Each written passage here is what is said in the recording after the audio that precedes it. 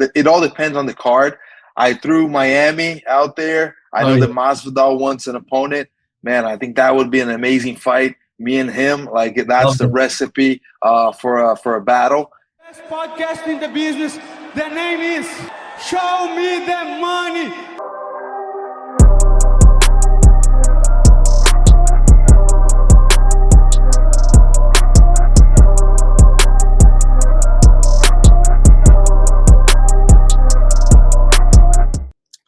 Welcome back. It is episode 35 of the Show Me the Money podcast. The level of disrespect, Gilbert Burns and Moicano decided not to show up to the pod today, but luckily we have two very special guests on here, one of which is coming off an incredible round one finish this weekend, Vicente, Luque, and RoboCop. Welcome to the show, fellas. Thank you, man. Thank you. Pleasure to be here. Big congratulations. Yeah, man. For me, same thing. Big congratulations on your win this weekend, bro. It was a very quick performance. Yeah, I mean, it was fast, you know. I worked hard.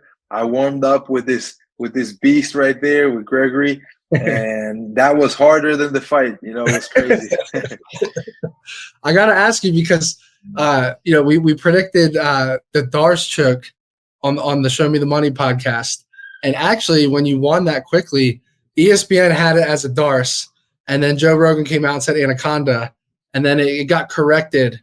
Because I actually saw sports, like, I don't know if you guys know this, but you can actually bet on the exact finish outcome. So not just like submission, but you could bet on like some books that allow you to bet a Dariush choke, and it was 25 to 1 odds, which is crazy, right? I saw people with tickets having that bet, and it showed that it won. And then I guess they changed it to an Anaconda. For all the casuals out there, first of all, tell me the difference between the Dariush choke and the Anaconda, and I guess your take on it. Yeah. So the difference is where the lock is. So in Anaconda, you have the lock close to the armpit. And the Dariush, you have the lock closer to the neck. So it's just that positioning. But it changes the position a lot. Like most people will have – it's easier to get a Dariush. It's easier to finish, but I like both of them. And the Anaconda, like once you have it locked, it's much more effective. That's why I like it. The 2 times I did it in the UFC, both guys went to sleep because sometimes you don't feel it and you just go out. Yeah, that's impressive. So Garimbo, I saw that you had Garimbo as your wallpaper motivation on your phone. Tell us a little bit about that because obviously he wasn't your original opponent. How long did you have him on your phone for? Yeah, that's something we like to do. Gregory does that sometimes too, like have a picture of his opponent. And we do that sometimes just to get, used to the opponent's face and kind of build up that I don't know, the war mentality. And on my phone, my wife actually put it right there on my phone, and then I started looking at it. That I'm gonna look at this for over a month until I get the job done. Yeah. And I was glad. Like Saturday night, I was able to take that off my phone after the fight. For me, he updated because I used to print the pictures and he put it everywhere in my house. and it's simple, just put it in the phone. You look at it. I said, "Oh, yeah." I never thought about it. Yeah, it was good. That's great. And is Vicente Luque defensively good enough there that he's gonna finish? I see a Dariush coming, bro. Yes. Fuck yes. I'm going big on the Dariush, the submission, bro. Man, that guy gets so excited about fighting. So excited about that. I live for this shit.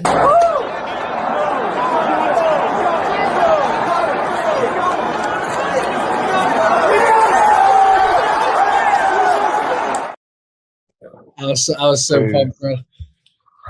I had some rough bad beats on the card prior to that, so I was pumped on that one. But anyways, but one thing I wanted to bring up, this was an incredible stat. And Luke, I don't even know if you know this. I assume you do, but this was the first time in your career you were an underdog. Did you feel like a little bit disrespected in this matchup or in this fight by just the perception of the MMA world? I was motivated, I get it why, Yeah. If you look at the fights before that, I know why a lot of people were doubting me and why, they thought that maybe I wasn't the same fighter anymore. And that motivated me a lot, just to go out there and show everyone that, I'm much better now. That's the truth. I'm becoming a more dangerous fighter, a better fighter all around and ready to be a champion. Yeah. And how hard was it for you to come back just mentally, like after the loss to Jeff Neal and then coming back and just getting to where you're at right now this second? Like, how was it? Was it harder mentally or physically to get back to, in the win column? I think definitely mentally.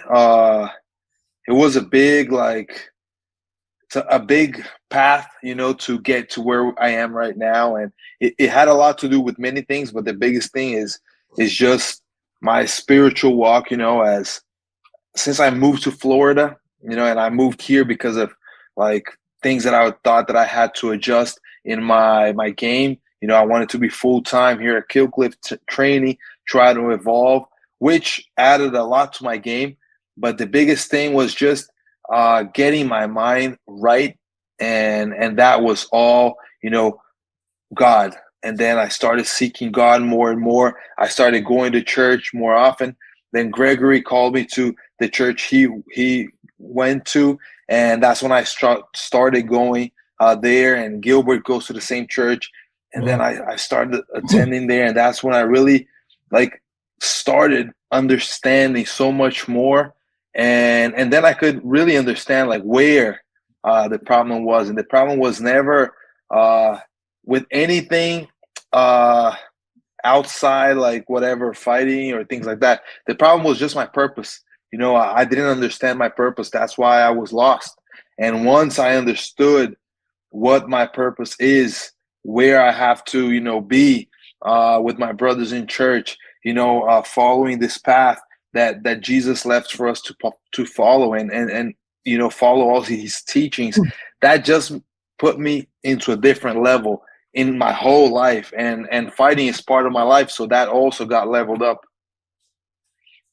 Wow, 100%. And what's next for you in your mind now? Do you have a future opponent in mind, or do you have even just a future goal of how far you want to climb up, how long you want to do this for? Man, I want to do this for a long time, but I'm looking to get back maybe April next year. I think that's a good time frame. Even if it all depends on the card. I threw Miami out there. I know that Masvidal wants an opponent. Man, I think that would be an amazing fight. Me and him, that's the recipe for a battle. And I want to get a big finish against a guy like that. I think that adds a lot to my record and sets me up to where I want to be in 2025. That is the top of the division. I want to get to that top of the division and fight for a title in 2025. So I think that's a good plan. If that's not an option for Masvidal, then we'll be looking at the top 10. But my first and what I'm looking for now is Miami card. If it's gonna happen in April, and Masvidal is a great name. Yeah, I went to the Miami card. I guess last year it was Gilbert versus Masvidal, right, in Miami. Yeah, that was a great card. The Miami, they put on a great event in Miami. It was a phenomenal event. So I love that call out though. I think you versus Masvidal would be incredible. So last question for you, Luque, on Vegas. How was the McLaren? Man, that was crazy. Gregory drove it was fast, man. Yeah, I mean, first of all, it was these guys. They really trusted us. They just put the McLaren in our hands and say, "Hey, take it for a spin." It's the victory spin. And I was like, man, for real, I'm gonna drive this car, and nobody's gonna be taking care of me, just checking on what I'm gonna do with the car. But it was fun. That's crazy, man. It was me, Gregory, and Gilbert. That's it. We had another car, so we were. Man, we had almost $1 million in cars. Yeah. Oh my God. Just three crazy guys. That was crazy, but that was fun. Yeah, it was fun. Yeah, I'm sure. So how much of the actual card were you guys able to see of the night? Because I'd love to go through some of these fights that I thought were really interesting and have some future implications But how much are you, when you're on a fight card, Luque, how much are you able to see of the actual card itself? I mean, I watched some of the fights before in the locker rooms. We have TVs, and I watch them. I like to watch the fights. It just keeps me on that kind of the fight mood, and it motivates me as well. And then we watch the fights after. Not all of them because I had interviews and some stuff going, but the main fights, we got to watch them. For sure. The first fight I want to talk through is Shavkat versus Ian Garry. I think it was good. That fight ended up being a 5-rounder because not a ton happened in that first 2 or 3 rounds. It got super interesting, late, especially when Ian Garry was able to, scramble and get the back of Shavkat. What did you guys make of that fight? Because, people say Shavkat is the boogeyman of the division. Was it more about Garry and really impressed, or was it more about Shavkat just maybe isn't 100% the boogeyman of the division? Which way did you guys see that fight? Man, like for me, I think, man, Ian is a great fighter. He proved that a lot, and we both were talking about it, and we knew that the fight would be like probably in the distance. That will be really hard, and he surprised me. His grounding game was amazing because his standing, we already know. Like, man, he had a very good distance. He know how to play, defending himself in attacks. But for me, like he impressed me with the grounding game, and Shavkat is a beast, man. You saw his numbers, finished all the fights he had. But I knew and I saw one of the things I saw them make the fight very close is the Ian Garry confidence. He got the fight right away. He was asking for their fight. Right. And he had the main event in Tampa, and he pulled it out and said, "No, I wanted that fight." Yep. So that was like I said, man, this guy, he had something to show. Yeah. He's very confident, and but it was great fight, and Shavkat showed why he had that numbers and why he the fighter he is, and but for me, Ian he improving himself a lot, and I know that was the beginning for him. He had everything he needed to be a champion, and for me it was a great fight. Very nothing special, and sometimes Ian got his back, and if he had a little bit of adjustment for getting neck, probably he get it. I don't know if Shavkat would tap. Probably Shavkat would sleep because he don't tap for nothing. Yeah. But it was a good fight, man. That was a great fight. Yeah, I agree. I mean, I think it was it's hard when two guys that have trained a lot of times together fight. It's always, a lot of studying. Both kind of knew a little bit of their game. Same thing, I agree with Gregory. The improvement on Ian was a lot. He really improved his grappling. We've trained with him. We know that was one of, if I was going to say, where is Shavkat going to beat him? It's going to be on the ground. And actually, Ian was the one bringing danger in the ground. So that was very surprising. But I thought it was a very, very closely matched fight. It was a very, it was good for the division, to kind of bring that, challenge. And I think it makes the next fight more interesting. If you see Shavkat now, people can see a way to beat him. Before, he looked unbeatable, finishing everybody. Now people can see, oh, no, maybe we can, beat this guy, take him to a decision. And that's good for Belal at the end of the day, Yeah, I was going to say Belal had a front row seat, watching that fight. And he's a guy that really takes pride in watching footage and because we always talk about this on the pod. Some fighters just focus on themselves. They're I just got to do what I do and implement my game plan in the cage. And then other fighters really look at the matchup and really study their opponents. You got guys like John Jones he's known for really studying his opponents. I think Belal's that same way, and he was able to sit in front of the octagon and watch those guys fight for 25 minutes. Do you give the edge to someone like Belal now to go up against Shavkat? Because he would still be an underdog in that fight, according to the odds makers. I mean, I think that, I think I don't know. I think it's a little bit better. I know why they everybody doubts Belal. I doubted Belal Agreed. so many times. You know, I've doubted. I didn't think he was going to beat any of the guys he beat. So, you know, I know why he is the underdog. But I think that with this fight, it just gives him a little bit more of a chance. You know, he is a guy that studies a lot. He's very good at doing like the perfect game to beat anyone. It doesn't matter if he has to grapple, wrestle, you know, move 5 rounds. You know, when we fought, he was moving all over the place. And at the end of the round, he would get one takedown and secure, you know, that round in a way because it was close. So, yeah, he's very disciplined with his strategy. So I think it's just, you know, he has more to watch now after this fight. For sure. That's true. For sure. Another fight I wanted to touch on, which I couldn't believe was on the prelims. I want to get your guys' take on that.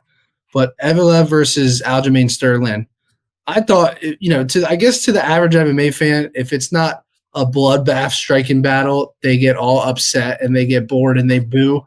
But I thought it was a very entertaining fight. It was obviously high-level grappling, lots of back and forth. I thought Aljo gained stock in that fight, right? Because a guy like Evelev, he was 18-0, you know, and I thought Aljo looked pretty good in the fight. What did you guys make of that performance on both sides? I didn't watch much of that fight because it was the fight right before mine. That's right. So that's right. I was going to war with Gregory at that point. Fair enough. That one. Very close decision, in my opinion. I think it was 20. You know, Aljo lost 29-28. But I thought it was a very entertaining. Lots of really high level grappling. It was very entertaining. So we'll move on from that one since you guys weren't able to see it. Were you able to see the Anthony Smith fight? No. Yeah, to me, I think we were the back with interviews. Okay. Yeah. All right, we'll move on then. How about like between my fight? Yeah. And I think we watched Shafkat fight, and then the last fight. That was what we were able to watch. We didn't watch the fight before. Yeah. Till Shafkat and that was the one fight in Shafkat in the main event. Yeah. So you did or didn't see Gane versus Volkov? No. Okay. So you saw the main event, obviously. So let's talk about Pantoja. Because that was a fight that I couldn't believe, first of all, that, you know, Asakura was getting a title chance. I understand from a business standpoint why the UFC did it, but Pantoja was locked in for that fight, you know. I told Gilbert, I was like, let's get him on the podcast. You know, I asked Gilbert a few weeks ago. I was like, let's get Pantoja on the podcast. He's like, Pantoja is locked in for this fight. He is training like crazy. And I think he should be higher in the pound for pound rankings. That came out, I think, today, and I think he was ninth. Yeah, number 9 now. Yeah, I think he deserves so much more respect. I would put him at 5th or 6th right now. He's cleaned out the division, and he's finishing a lot of these guys too. You know, what did you make of that fight, and what did you make of his call out? I love the call out on Demetrius Johnson. Yeah, man. I love to. He is one of the guys I love to watch, man. I don't know how he gets so much energy, man. 5 rounds, crazy. Yeah. And then there was a fight. I said, "Oh my gosh, man, it's good that he finished in the second round." But yes, man, like you said, I think he deserves a much more respect, especially in that division. He beat everybody, you know. And I think, like, I don't know if the Mouse is gonna get the fight, but that would be fun. Both of them, Demetrius Johnson and him. But man, like he's a beast, man. This guy, he can strike him, he can grapple, he do everything he needs to win. And then if you see it, even the fights he was won or 2 or 3 rounds in a row. He's still like looking for the finish. He never stopped, you know. He going crazy, like a lot of battles, but I mean, he like you said, I think he deserves much more respect, especially in the pound for pound. And yeah, man, I love watching him. He's a beast. Yeah, I mean, his energy, like you said, his energy is unbelievable. Bro, he's crazy, man. He's unbelievable, man. Yeah. I don't know how he does it. He does it. I don't know. But he wanted that, you know. He's his style. he pressured no matter what, man. Yeah. If the corners come, hey man, you still in the fight, man. Just hold. No, he don't hold, man. He go, he keep going. I think he keep it like blind, and he just want to like crash it and go crazy. But I love it. I love it, the energy, and I love it too. That's a kind of, especially in that division. Like nobody like even give it respect on some guys in that division. It may sometimes like very close fights. But he's different, man. He's very different. He finished the fights. He knocked the guy out. He finished. He does anything he needed to win, and he is a special guy in that division. For sure, like he brings exciting fights. I think that for a long time that division, a lot of people had like they didn't enjoy it that much, but now it's so high paced, and you get finishes, and you get like wars. I think that Pantoja is a different level, and that's Asakura is a great fighter. I think that he should be in the UFC, but I thought that was gonna happen. I mean, you get in there, your first fight, it's a title fight. You got to deal with all the pressure of being in the UFC, of being the biggest show. Plus, you got to go out there and fight for a title. So I think that it was a hard fight for him, and Pantoja looked great. Yeah, agreed.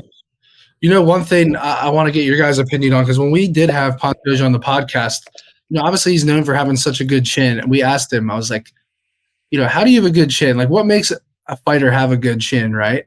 Is it conditioning? Is it genetics? Is it all of these things? And his answer was very interesting. He basically said his vision and the ability to see shots coming.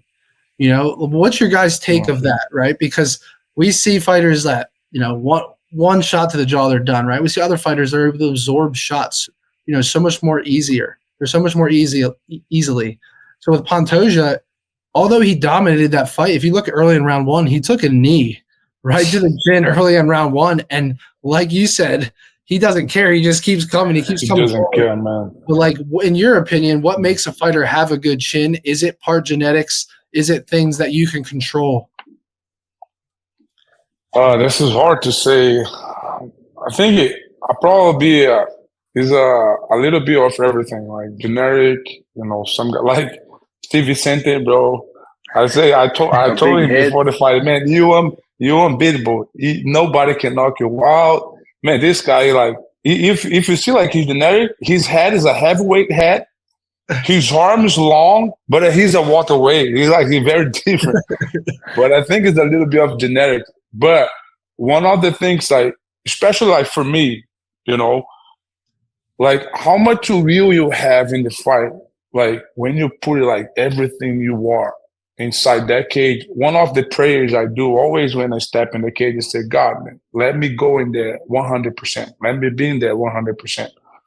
So you ready, and then you accept it. Everything's coming, and that's one of the things like make it different. Like, and then you reel in the war. And the other thing is like the punches knock you out is the punches you not see. Mm-hmm. If you not see it, you're not ready for that, and your brain like just turn you off. That. So it's a kind of, it's more everything. But Vicente, he can say more about it. This guy has so much battles and wars. Like there is a genetic side. I think that's very important. After that, like the conditioning, I think the more conditioned you are, like the more you can take, definitely conditioning helps. And what you said about Pantoja, it makes a lot of sense. I had never thought about that, but the shots that you don't see, those are the ones that you feel the most. So if he can like see whatever he's going to hit him before he's hit, it's definitely going to help. Maybe you can move your head with the shot. Maybe you can adjust to the shot before it connects, or even defend it. So that I think it's a combination of all that. Yeah. Got it. Yeah, no, I mean Pantoja was incredible when we talked to him on the pod about it. I was just blown away. And then I see it firsthand. I'm like, he sees these shots, he just sees everything coming, and he just eats them, and it's just Like I want like one of good example. For me, I had a knee I split my head in half, my forehead. And I didn't get dizzy on that one. It was crazy. And then, but I get a knockout sometimes. The guy knocked me out, like he punches in. But I know how ready I was on those fights, and like you said, the conditioning and the will and everything. So now I learn it from both sides, like when I put a lot of will, you have your conditioning good and you want that. And sometimes you don't want to be there. You're just going to fight and the percentage to get a knockout or something happen is much more. Right. Yeah, the Chitty and Joaquin fight, right? I remember that was that was crazy, man. one of the best comebacks I've ever seen. So it was they're like my baby, my daughter born like my wife was pregnant at the time. She almost had the baby. So for me, like I said, man, this guy need to kill me to win this fight. No matter what, he need to take. Even if he shoot me, I was still going forward. So like I said, like that make it different, Yeah. I think that what Pantoja, like if you talk with him, you're gonna feel that. Like he won that. Yeah. He won no matter what, man. I'm gonna kill this guy. He can throw whatever he want, but I think that's one of the good points, for the fighters, like the will. Of course, you need to get your conditioner, you need to be ready, but more than that, if you had the conditioner, you're ready, but you're not believing that, anything can happen. Yeah, it's like Moicano would say, and Moicano told us this on the pod. Gilbert asked him he's like, what changed? Like, you hit a spurt where you just started winning, rattling off these wins and just, took the sport more serious. And he's like, my son. He's like, I can't afford to lose. And obviously that's his famous saying. Yeah. But I think it, it goes back to your purpose and what you're doing it for. And I think it's important. So speaking of Moicano, we got Moicano versus Dariush announced. How do you guys like that matchup for Moicano and just the fight in general? Go ahead, Vicente. I think it's a good fight. I think that Moicano definitely has he's at the better moment. He's a beast, getting better every day. I think Dariush is a very tough fighter. He's very well-rounded. But I think, right now, he is more, at the end, maybe, of his run. And still tough, but I think that Moicano is improving, has a lot of will. I just think it's the perfect moment for him. Yeah. Same thing, man. I believe he's in different – Moicano is a different level right now. He understood like who he is, and he won that. And he, you see like the difference between Moicanos and but now he's I think he deserves it. I believe he one of the guys. I think he should be in maybe a top 5, and close to the belt. But I love it what he does. He accepted the challenge and he don't care, and he's gonna prove inside that cage he deserves it, their spot. So, and I think if against Dariush is a perfect match. I love Dariush. He's a friend of mine. We trained together that in Kings MMA. He's a man of God, but I don't know how the training goes there and how like he train partners, how he But I know Moicano had everything he need, to be one of the tops in that division and to be champion. So I believe Moicano wants much more than Dariush. That's what I can see it, Yeah. And that's gonna make the difference inside that cage. Yeah, and he's won 6 straight fights at 155 with 5 finishes, and he actually was just talking about that I think on Ariel Helwani's show today. But do you think the UFC is kind of intentional with their matchups on this card? Because I think Moicano wants to maybe even call for a title shot, right? You have Islam versus Sarukian as the main event on his card. If you were in Moicano's shoes, would you maybe call for that shot? Like if you're able to finish Beneil Dariush there on that card, and then you have Islam versus Arman in the main event, would you shoot your shot at a title shot there on the microphone? Oh yeah, he needed. I think he had to do it. Yeah. I And think then he's got to he will do it. Probably he will He do will it. He do got to it. do it. For sure. Yeah. At some point, I feel like he can't be denied, right? Like when we left France, you know, I went to Paris, watched that fight, and I was one of 5 people in the entire arena that was you know, after Moicano got the finish, that was actually happy, right? It was in enemy territory, and we were expecting him to jump up the rankings. Like, I understand the logic of if you fight someone below you or under you, you shouldn't necessarily jump up the rankings, but I don't know, man. I just felt like if he would have lost that fight the way he won it, I feel like they would have moved the Frenchman up. Like, I think he would have moved him up, and then I think, you know, I don't know. I just think there's some inconsistencies of the rankings. Now, with that said, we all know the rankings don't mean as much as people think they do, right? Like, we just saw Kai Asakura get a title shot without even being in the UFC. We see Khalil Roundtree fight Poatan as the number 8 guy. So Bro, you see this last weekend, man. That guy just made his debut in the UFC and he fought for the belt. Yeah, it's crazy. So I guess it doesn't mean a ton.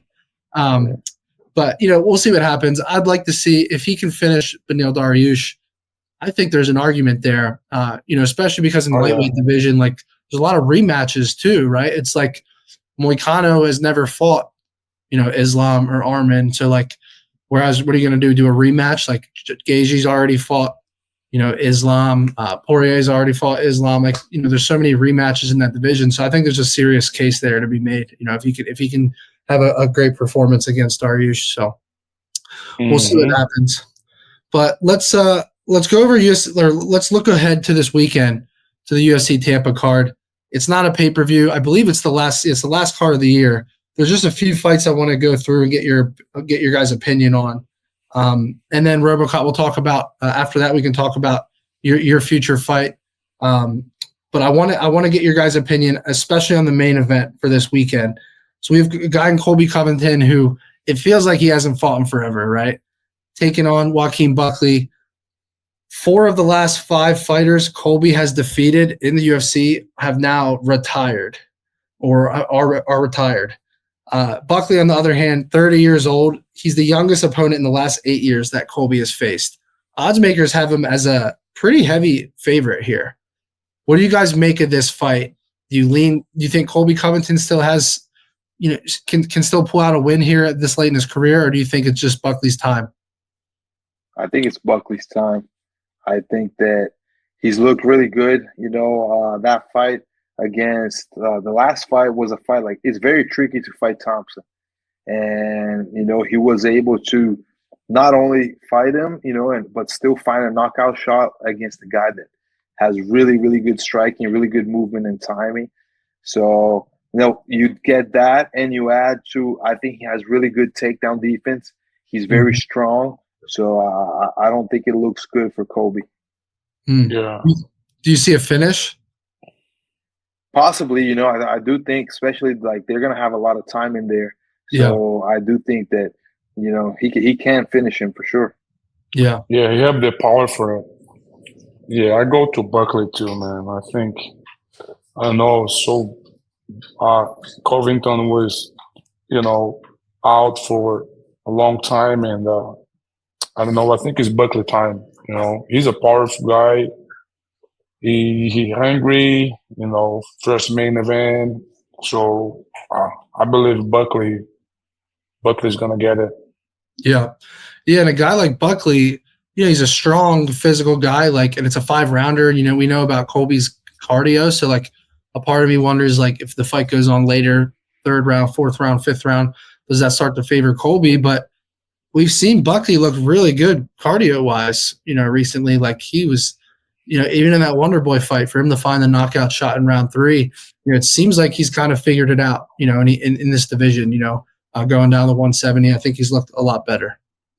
Yeah, I agree. So, all right, well, it looks like we're all picking Buckley on that one. Another fight I want to get your guys' opinion on, Manel Kape versus Bruno Silva. Manel Kape is a decent favorite here.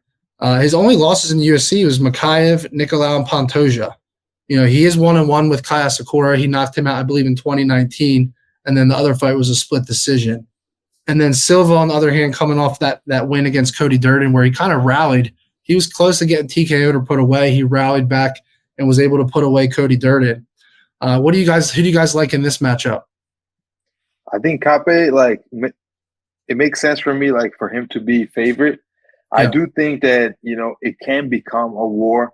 Bruno's good at doing that, and I think that he's got a lot of heart, so he can definitely, you know, surprise. It's not a fight that I would, like, say, oh, it cannot go, you know, the other way. But I think Kape is, like, the safer guy to go with. Yeah. I like Kape's style, you know, boxing style, and Bruno Silva has come with the two good wins, right? Bruno? Yeah, I believe so. But yeah, I don't know, man. I think I'm go to Manel Kape too. Yeah, I think he's going. He lost it less, you know, but he's a very good fighter, very rounded. I think I'm go Manel Kape. Even I'm a Brazilian, man. Maybe I'll be rooting for Bruno Silva for sure, man. Kape is a very nice guy, man. We see each other. He's very nice. He's speaking Portuguese so good. He's live in Portugal. Yeah, he's from Portugal and Angola. So yeah, I go Kape. Let's go. Yeah. And I don't know if you guys saw this a while back, but in the press conference, Manel going right at Israel Adesanya, like, he's a dog, man. He don't care. He don't care how much. I didn't see that. All right, one more fight I want to talk about: Dustin Jacoby versus Vitor Petrino. This is a good matchup. Petrino was on a big run, and you know, I think he ended up getting guillotined by Anthony Smith, and now it's kind of a bounce back opportunity for him. Dustin Jacoby, same spot, right? Ended up getting TKO'd by Dominic Reyes. So both these guys are desperate for a win here.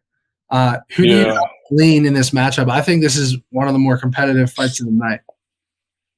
Man, I go Petrino, man. This guy, he's huge, man. I know I'm big, man. I saw this guy in Brazil. I said, man, how this guy is a 205, man? I can't imagine. But like you said, they lost for Anthony Smith. I think it was a little bit. He was like a little bit too emotional, probably. I don't know, you know, fighting in Brazil. He was on the hype, undefeated. But I think sometimes the loss like put you in your spot, you know, in the way you have to be.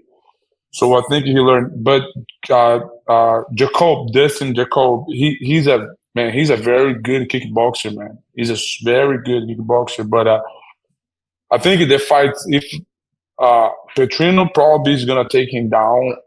I believe him. You know, the grounding game will be better for him. He's a favorite, and I will keep with Petrino, man. I think if Petrino can handle that, and he can get this win. Yeah, I agree. I go with Petrino. I think that, you know, whenever you have a guy like that has power and has the grappling in his favor, I think it's the guy I'm gonna go with. You know, I just think that. I'm going to go with him, and he's Brazilian, so that's even better. That's even better, yeah. I love it. Any other fights you guys like on the card you want to talk through? Man, Tuco Tokkos. Yes. He's in the main card. That's good, man. Yeah, and he's a teammate of yours, right? Yeah, a teammate. Yeah, I think so he's a plus 350 underdog. I got to know, is he a live dog here? Yeah, bro, and I think a live dog. Yeah. Let's go. Yeah, I like him, man. I go with Tuco for sure, man. I don't know much about the other guy. I think the guys came from the Contender Series. Yeah. But I believe, man, Tuco was training hard. So he's like, I brought him in my last fight in Vicente. Yeah, I was talk with him because he's a kind of guy like help everybody, you know, like he always support everybody, and then I talk with him, bro, it's your turn, you know, you have to turn it on, man. You know, you have to fight for you, and he changed a little bit, and he was training hard. I sparred him a couple times. So, yeah, I think he's ready for that win, that feeling, you know, in the UFC. And I'm going to go with my guy, Tuco. I think he's ready for that, and he deserves it. I agree. He's really well-rounded. You know, he could strike and he can grapple, so definitely go with him. Yeah. Yeah, he was at the Paris card when I went to see Moicano's fight. He's a very supportive teammate. You know, you just get that energy from him. You can tell that he's there to just help his guys and support everybody. I like him to get I like him as a live dog here. I don't know much about Stirling as well. He's 5-0 in his MMA career. He's fought at Hex Fight Series, and he has 2 fights. He had the Contender Series fight. No, he just had 1 Contender Series fight in the UFC. He won by a round 2 left hook. So this is his first. This is technically his debut in the UFC after the Contender Series fight. So it should be an interesting matchup. Yeah, it will be. Any other fights that you guys like this weekend? I'm just scrolling through the main card here, the prelims. No, I think it's very good card, man. Yeah. So much interesting fights. Our guy, MJ, Michael Johnson, too. Going to be the card last fight for the prelims. Yeah.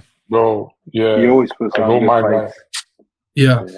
Yeah, he's a 2-1 favorite there. I like him in that spot. I think he should get it done. Yeah.